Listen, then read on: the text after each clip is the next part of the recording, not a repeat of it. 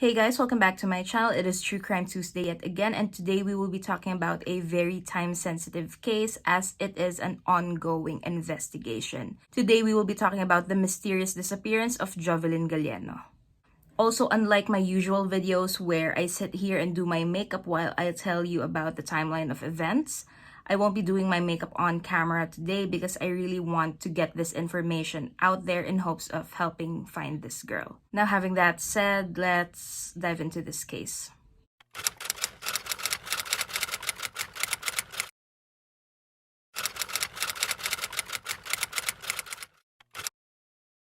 So, Jovelyn Galleno is a 22-year-old girl who went missing in Puerto Princesa, Palawan, Philippines just this August 5th.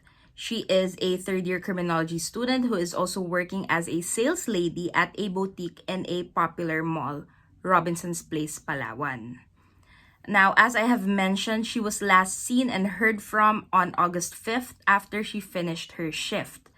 She sent her sister a Facebook message at 6:38 p.m. asking what they were having for dinner.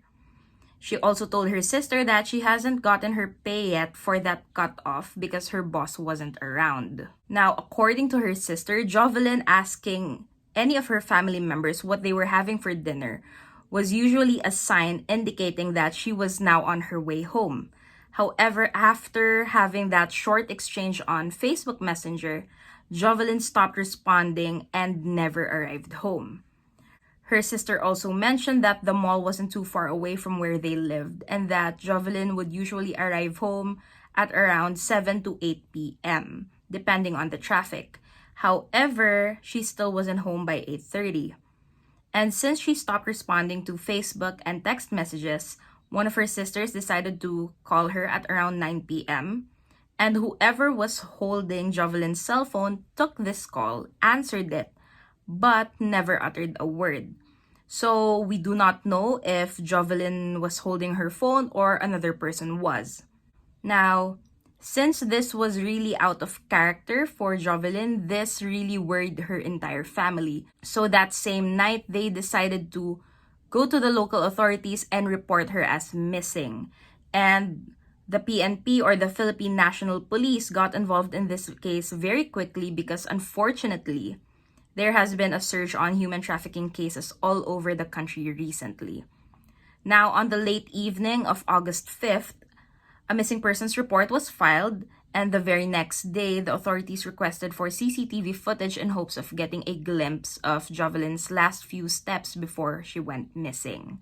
However, the management of the mall wasn't very cooperative at first, and instead of providing the police with what could be evidence, they withheld these footages and instead submitted a screen capture of Jovelyn entering the mall's employee entrance at exactly 9:09 a.m. She was wearing a mustard-colored shirt, some denim jeans, and she was carrying a medium-sized black backpack with her. At first, it was said that there were no more CCTV footages because of a power outage. But this was completely dismissed by the locals, saying that although power outages do occur a lot in their area, there were no power interruptions that day. According to Robinson's Place, Palawan, they needed a court order first before providing the footage. But in the days following Jovelyn's disappearance, these videos were finally handed over to the authorities. Now, at 7:03 p.m., Jovelyn was seen exiting the mall, heading to the parking lot. She was seen getting inside a sedan, and according to the police officers who reviewed this footage, it didn't seem like she was abducted and that she willingly got inside of this vehicle. As of now, they are keeping the make and model of this sedan private for the purpose of the investigation. However, they did confirm that they weren't able to see the plate number of this vehicle because it wasn't visible from the camera angle and because there was a huge truck parked next to it. The authorities were also unable to identify the driver of this car nor confirm if the driver is male or female. Earlier today, I watched an interview with one of the investigators or one of the officers investigating this case, and he was being interviewed by Mr. Raffy Tulfo. If you are not from the Philippines, he is one of our newly elected senators, and he has a radio show where he discusses current affairs, crime cases, and a lot of other social issues. And Senator Raffy was really grilling this officer as he felt like this person was being too secretive regarding their leads. And honestly, I do understand that some information just has to be hidden from the public to avoid compromising the investigation. However, some information are just too vital to be kept from the public and the family of the victim. Now, I got really pissed off while watching this interview because the officer kept on repeating that it seemed like Jovelyn was picked up by someone she knew and that they were trying to figure out if there really is a crime to be investigated. In my opinion, he was being quite dismissive of the many possibilities of what could have happened to this poor girl.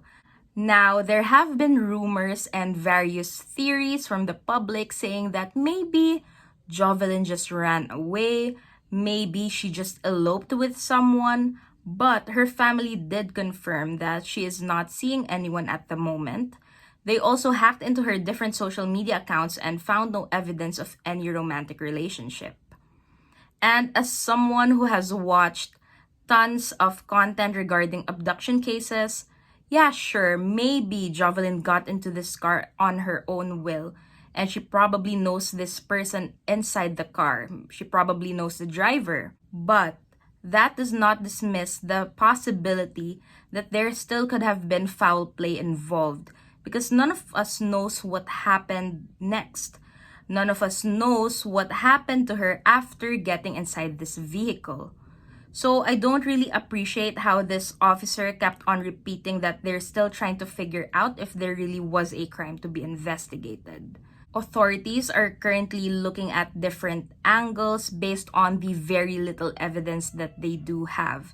They're also trying to backtrack the camera footage from August 1st to 4th in hopes of getting a glimpse of that vehicle's plates.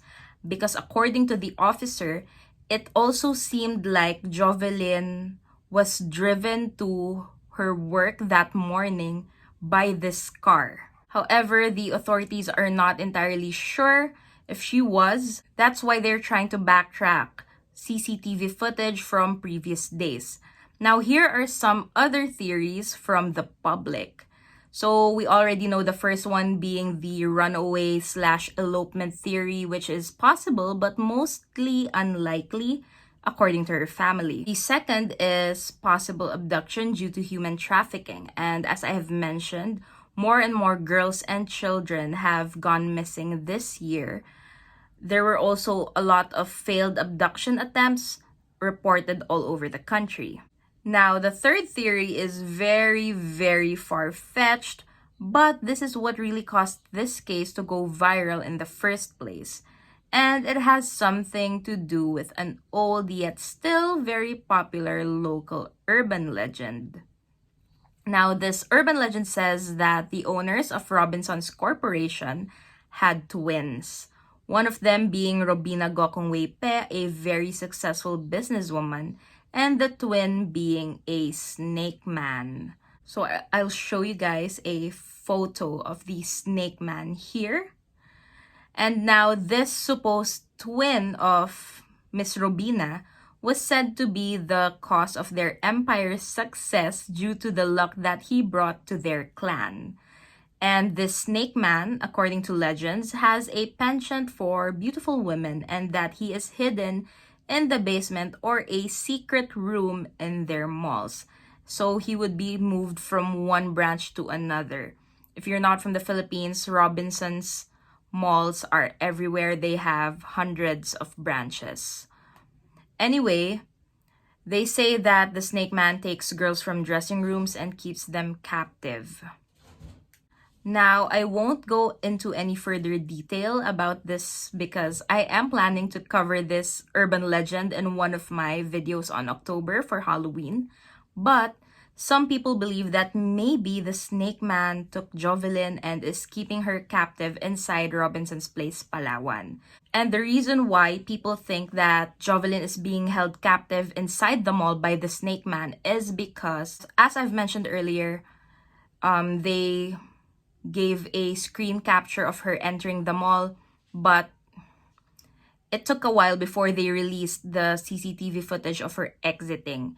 Now, this footage was submitted to the authorities already. However, it was not made public and we haven't seen that footage yet.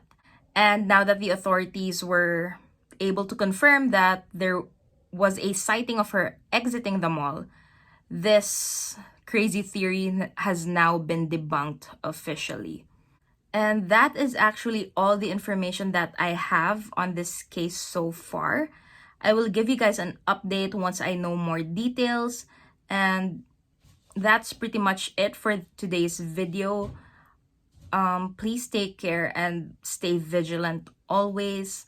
Thank you for watching, and I'll see you guys on my next video. I'm probably going to upload another video this week, another true crime video this week, because I actually had another video planned for today.